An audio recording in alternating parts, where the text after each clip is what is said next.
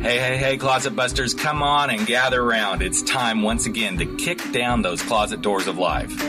We're here to escape our BS, explore our fears, and elevate our self-expression.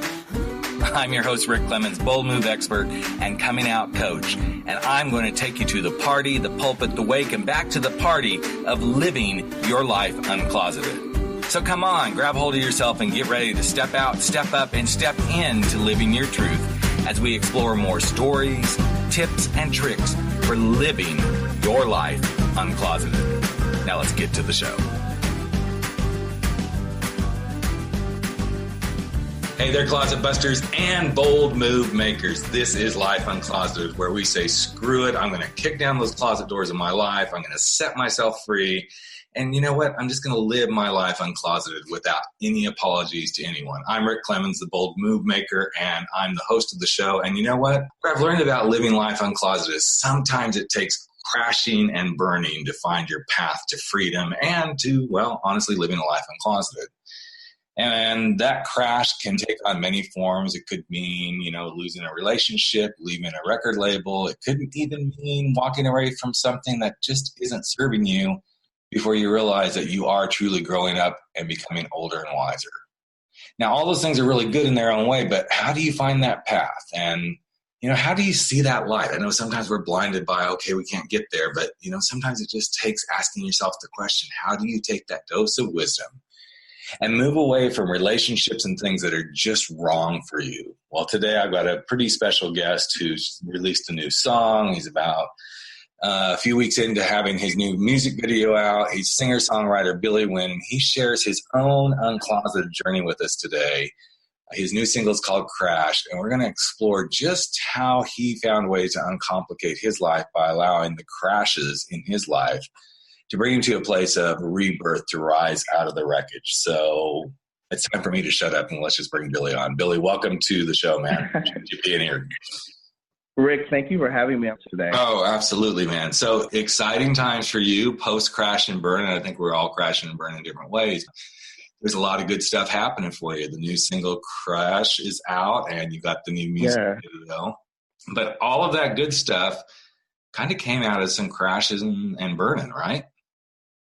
Absolutely. The new single is out. It's called Crash, and the response has been really amazing. I'm always surprised when people respond so positively to something, especially when it comes from someone who hasn't been around in a little while. Crash is my first major release in about 2 years, which in music industry time is really a long time. And so far the response has been amazing. Response to the video has been amazing. Everybody really seems to love it. So I'm really excited about this record and what it's been doing. And it's definitely come out of a sort of crash and burn situation. Like I said, it's the first major release since I left my record label. So, yeah.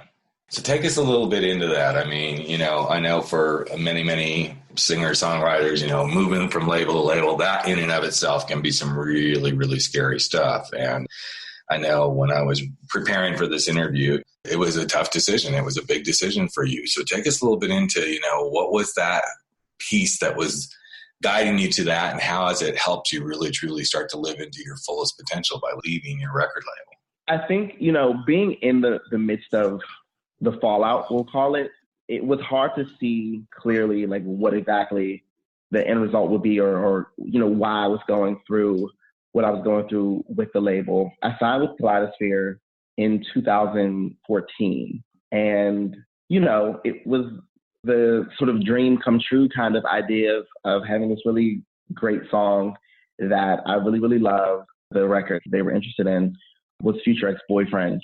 And there were a few others that I ended up giving them in the process. And, having this record and having this label and thinking that, finally it was going to go to that place that I always sort of wanted to go. And it didn't happen in that way for a multitude of reasons. And at the time, I just didn't really understand why things were going so wrong. But at the end of the day, I think the experience has really shown me a lot about what this industry can really be like and all of the things that people don't say. I think is the thing that really has stuck with me the most. Is we will, we'll send you this place and you'll do this and you'll do all these great things. But it's the things that aren't being said and that are sort of, not symbolic, but we'll say that don't appear in writing that sort of happen. And you're like, how the fuck did this happen?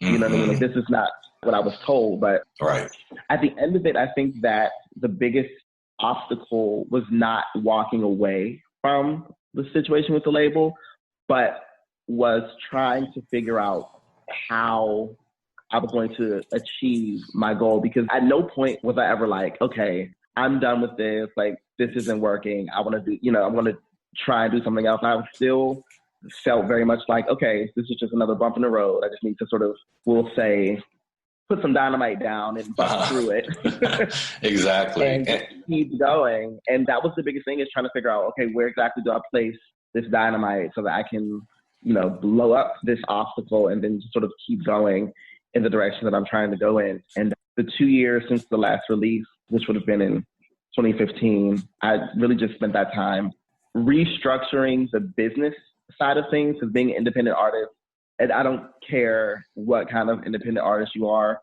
like, you always have to be well aware and cognizant of your business.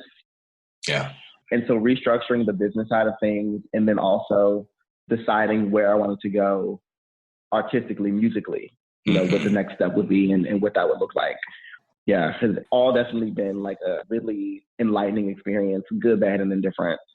It's interesting that because, I guess I've never really thought of this, but when you become an independent artist, you really become an entrepreneur. We talk about entrepreneurs all the time, but then suddenly I think even when you're with a label or someone, you're still kind of an entrepreneur because you're still paving your own path. But suddenly when that rug gets, quote unquote, yanked out from under you, it's like, okay, now I'm the one driving the cart. And I think a lot of people miss this piece that, every artist that's out there that may be a painter, a sculptor, a singer, a dancer, whatever it may be that they do artistically, a huge percentage of them are truly entrepreneurs. They're driving their own cart. They're figuring this out until they get the deal, and then even then there's still a little bit of it. You are the business. Exactly. And it takes a while. I've become business savvy just because of having to do this. But a few years ago, I would not have considered myself to be a business savvy person. That was like the very idea of it just doesn't even register to me, or it didn't.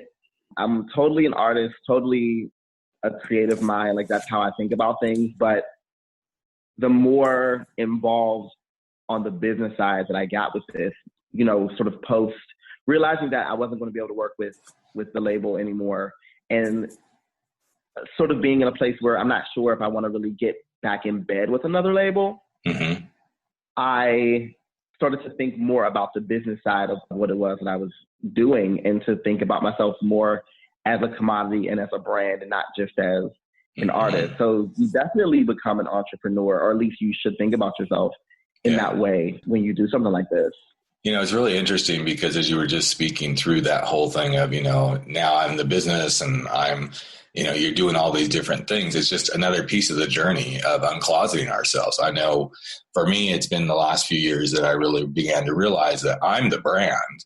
It's just part of it. Life Uncloseted, the Coming Out Lounge, which we used to have as the podcast, those were me as well, but they're just pieces of the puzzle. But in reality, I'm the brand. I'm also the entrepreneur. I'm also the CEO. All these things are who I am. And if any of those things are struggling or in a closet of some sort, it's going to affect the overall brand. And so it's always a big thing for me to sit back and go, even, before we started recording this podcast, I was working on some business stuff, which I don't enjoy doing, but it's part of what makes you the brand and what, keeps you out of these crazy closets of, oh my God, this just drives me nuts. You got to go do this stuff in order to really be successful. Man, I know exactly what you mean. Yeah. So, you said something else that was really interesting about it's not what people aren't saying. It's, the unspoken stuff. As you were talking about that, it just took me back to, and it may,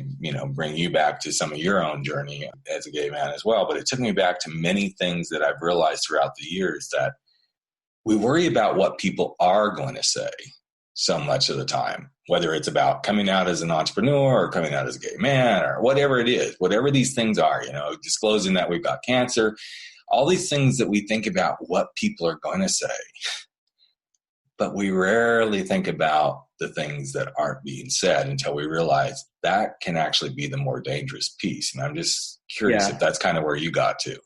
Definitely with the label, that's exactly where I got to, because to me, what it feels like was that everything that wasn't happening based on what I was told would happen was all based on the things that had not been said. And I can't really, get into the details of it, but just in general, this is the thing that stumps so many of us. I was working with a client the other day who's in a career transition, and it finally came to the surface that the company he's working with, they're like, yeah, we're just waiting for you to leave, which ironically was kind of what he was trying to hide, was that he wanted to leave. And then once that hit him, he's like, it would have been so much easier if people would have just said that's what's going on, if we both would have come to the table. But it's really hard when you're in those places because you don't know whether you should say something or whether you shouldn't. And then when you find out that something is being said, then you get affected as well. And I find it just really challenging when we don't open up and have these conversations, when we don't go to the real space. For me, that was definitely a huge part of it. An example that I can give, which is pretty general, is like when, even now, like with Crash, okay, if I'm saying to you that I'm marketing Crash, I'm promoting this record, okay, well, that's what was said. What wasn't said, what I haven't said, is how I plan to do it.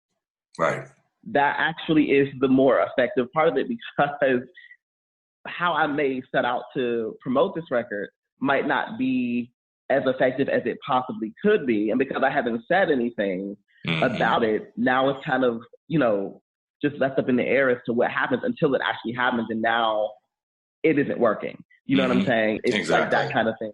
And it was in those moments that I realized that for me, it's what isn't being said that's having the most effect on what it is that I'm trying to do. Mm-hmm.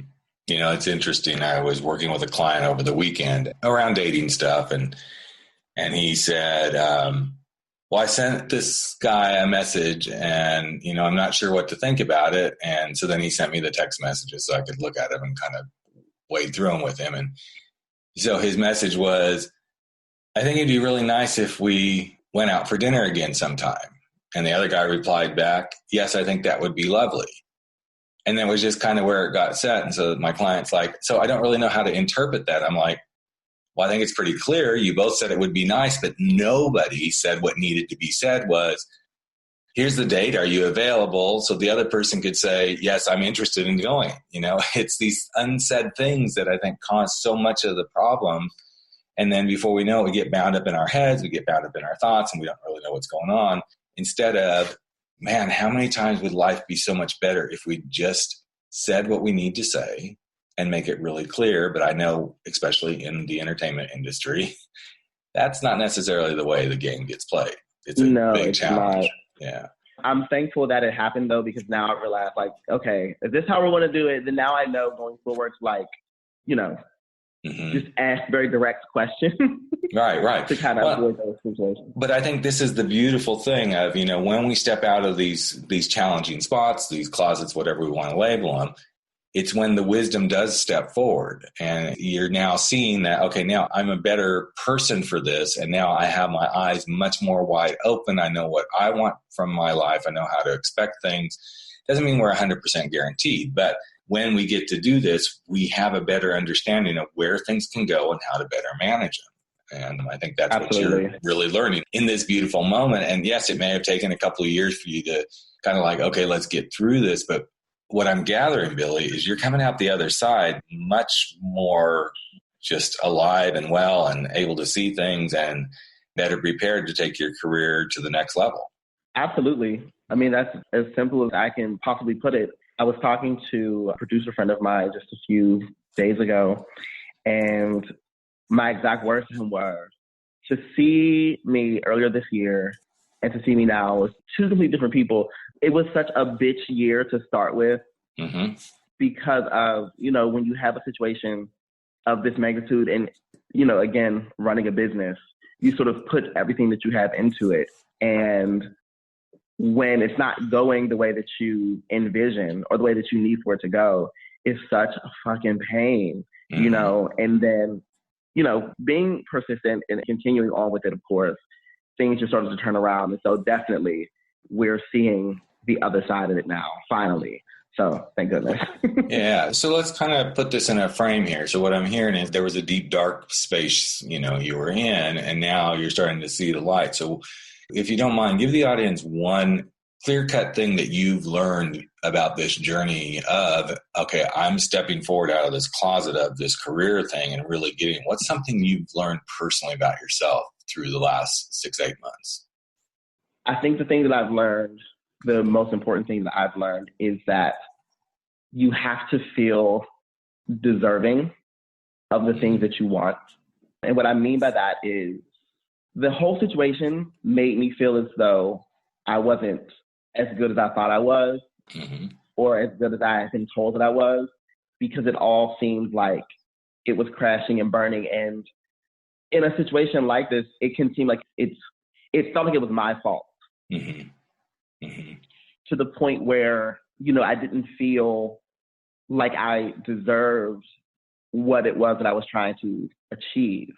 And that's huge. I mean, that's a huge thing right there. And that's why I'm interrupting, because I think when we don't feel that we deserve, whether it's God, the universe, whatever your belief system, then it's going to say, I'm not going to waste my time. I'm not going to give you what you deserve. It doesn't mean we're always going to get what we deserve, but until we buy into this, I mean, I can put this in my own frame right now. I've been struggling for a couple of years going, okay, I want to expand. I want to do something that takes these experiences of people coming out of the closet and take it to a wider audience. I kept thinking it's never going to happen. Then I quit believing that I could make it happen. And now here we sit. Life Uncloseted just shifted from the Coming Out Lounge. But I had to buy into that I could believe I actually could make that shift. And the simplest little thing that was causing me the most grief was, what the hell was I going to call the new podcast? But as soon as I believed that I deserved to have something new, a new platform, a new direction to expand my business, literally within a week, the name of the podcast came to us. Yeah, but I think it was because you have to step into that thing. And that's what I'm hearing you say. It's an amazing thing. Like, for me, it was literally overnight. It's funny to think about, because I would have sooner believed that I would have been abducted by aliens because of how quickly the turnaround happened. I literally, I had a show in New York, and it would have been, like a regular run-of-the-mill show had I not lost a dancer. Like, literally, I had a dancer that just stopped coming to rehearsal. And, no explanation, no nothing. He just stopped coming. And to this day, I have no idea why he stopped coming, you know what I mean? But I had no time to focus on that. I had to train someone else up to do this New York show and to get everything ready. And I did the show in New York, and the show was sort of the first step for me in seeing this change, because right after that, everything else changed. All of the other shit that I was dealing with just started to change. I was having issues with producers, and that sort of went out the window. And my next few shows they just lined up, and the show was already together because of all of the drama that I had with this missing dancer. And it literally turned around from one day to the next day. It was completely different. And it's been that way ever since. You know what I mean? This was just a few months ago. To talk to me in June, we'll say, to talk to me now, two completely different people just based on perspective. So I'm curious, Billy. I mean, I know it's probably, you're a human just like the rest of us. So there's probably got to be days that it's not easy, but what keeps you in this new frame of mind now? What's some of the stuff that you do to keep yourself there? Honestly, the thing that keeps me in this new frame of mind is finally being able to maneuver within my career. That's huge for me. And I know for a lot of people, that's probably not the answer that they wanted to hear. Well, but I think it is, because we get a lot of people who are listening, even though this is fairly new, the direction we're taking, we have a lot of people who've listened in the past who are people who are not only coming out of the closet, to be gay, lesbian, or whatever, but they're also coming out of closets about, I need a new career thing. And I think that piece right there is when you feel stifled. In fact, when I go and do work in, corporate culture work and stuff like that, that's part of it. Your people are feeling stifled. And if they don't feel stifled, they don't. And I love the way you phrase that. You feel like you can maneuver in your career now. If you didn't feel like you could do that, then artistically it holds you back. Your confidence gets held back. Your belief in yourself gets crushed. Everything gets crushed if you don't feel like you can maneuver in your life. Yeah, and that's exactly how I felt for a really, really long time. I always had for as long as I've been public, we'll say, I've had a very clear vision of who I am as an artist and what it is that I want to present to the world.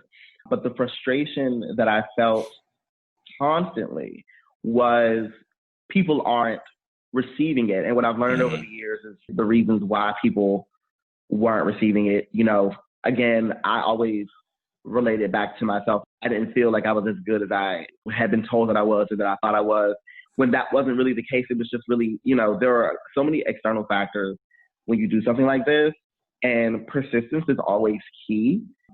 It's something that you can show people better than you can tell them. Yeah. Yeah. Sometimes you can't put the words to it, but the expression and the actions is what really can help people see, oh, okay, now I get what they were trying to do. Yeah. Like with Crash, the biggest response that I've been getting from people is, oh my God, I really didn't know how talented you were.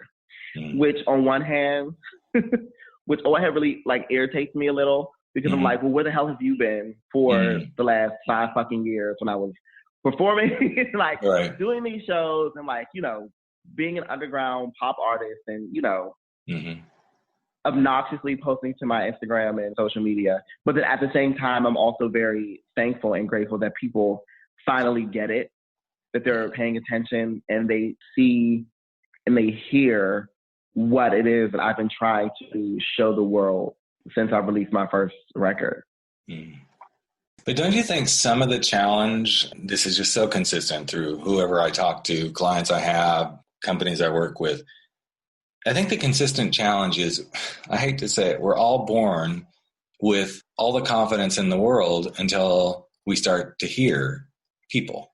And then when we're told, Absolutely. No, you can't do that, no, you can't be that. And then, of course, and I know, you had trouble being bullied just like most of us who are gay, lesbian, bisexual, transgender did. Then suddenly you add that layer of stuff onto it. But you don't even have to put the sexuality piece onto this. I think most people, and I would say probably 100% of people, if they'd really be truthful, we all carry that little Samsonite luggage around with us, or Gucci bag, or whatever you want to call it, that says, I'm not good enough. I'm just not good enough. And until we come to terms with that and we love it and we say that's not true, and we are capable of really truly asking the question, how true is that? Then a lot of what we put out is exactly what we're going to get back.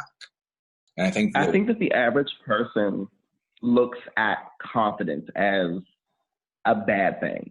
Right. Or something that's not achievable. Well, see, for me, it's like, if I say to you that I'm good at what I do, then depending on how you feel about yourself, that could seem as though I'm bragging, or that I'm being arrogant, or that I'm boasting, when really it's a statement of fact. You know what I mean? I've been doing this my entire life. I've seen that what I do, the effect that it has on other people. And so based on that data, I'm saying, okay, yes, I am good at this. That doesn't mean that I am boasting or that I'm being arrogant. It's just a statement of fact. But I'm also very confident in myself through many, many, many different experiences that I've had in my life. And I think that with people, with average, the average person, I always personally separate creative individuals from everyone else, because I think that creative individuals tend to see the world very differently. Mm-hmm. And so myself, being a creative individual and talking to average people, it was always this thing of like, they just didn't understand it. And they always seemed like they wanted to diminish how I felt about myself, when the reality of it was, and this is something that I've, again, the last 2 years that I've discovered, they don't have the confidence in themselves. It's not exactly me, it's them. Mm-hmm. Well, yeah, one of the things I say fairly frequently on this podcast is what somebody says is all about them. What you hear is all about you. I think that kind of wraps everything you just set up. It's like, I can say, I know I'm a really good podcast host because I go into this unscripted. I listen, I move the conversation along. I believe I'm really good at making people feel comfortable. Some people could hear that and go, oh my God, he's such an arrogant asshole. And the truth is, I'm just saying what I know to be true, what I've been told to be true. I've had numerous guests say the same thing. Wow, you're really good. You make us feel comfortable. You move the conversation in directions that just make sense. You don't, da da da da. So when you know that to be true, I'm not tooting my own horn. I'm just stating the fact. As you said, I'm stating the facts. This is what I've been told. And I think people misconstrue that so often, or, oh, that's, arrogance or cockiness or whatever it is. Now, if I said, well, I'm one of the best podcasters out there. I'm one of the top ones. I've been told numerous times, why aren't you number one? Which I agree. I really should be number one. That's a whole different conversation. That's a whole bunch of stuff going on there that's really about arrogance and cockiness versus confidence. But when you put that other piece into it and you start to realize, and this is for the listeners to really, I hope they really get this piece, part of uncloseting yourself to live your truest life is having the confidence to see yourself in your truest light and be proud of it. Absolutely. Absolutely. It's weird because I always wonder why and how people are where they are, whether they are successful or not. And true enough, if you stick around that individual long enough, you will see why they are where they are. Why they are either successful or unsuccessful. Absolutely. And it always comes down to how they view the world, for one thing, but then how they view themselves as a part of that world. Mm-hmm. Yep. It's their own internal blueprint. It's their map of the world. It's kind of a NLP sort of thing, that neuro-linguistic programming, but you can learn to relate to someone. As soon as you understand their map of the world, then you can relate and you can pretty much get them to do anything you want to do, but you got to come at them where their map of the world is. And if that map of the world is, I'm no good, I'm not talented, then you kind of meet them there. But that's, as a coach, that's where I move people to. It's like, okay, so let me meet you there, but let me meet you just one little step higher than where you're at.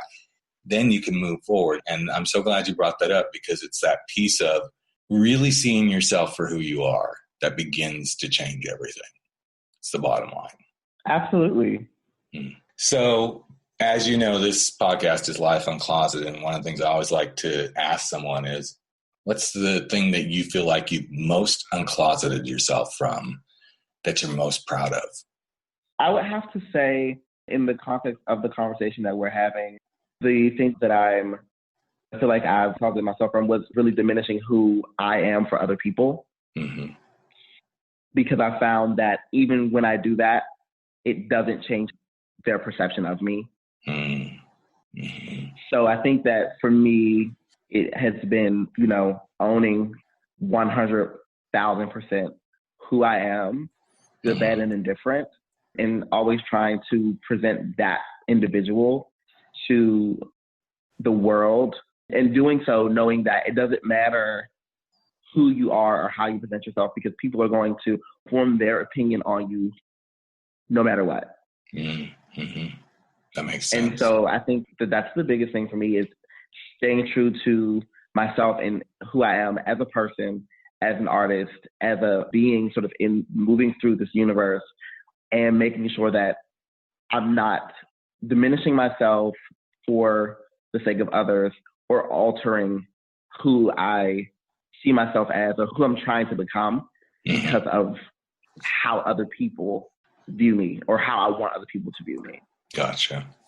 So if you could leave one piece of advice for our listeners on how they could go live their life uncloseted, which I think you kind of just said it all in that last bit, but if you could leave a piece of advice for how they can uncloset themselves, what would you encourage someone to do?